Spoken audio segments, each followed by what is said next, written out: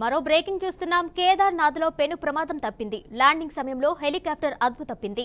Helicopter ఎక్కడ land అవుతుందో అర్థం కాక భక్తులు పరుగులు తీశారు.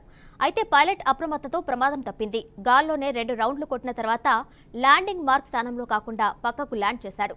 దీంతో అంతా ఊపిరి పీల్చుకున్నారు.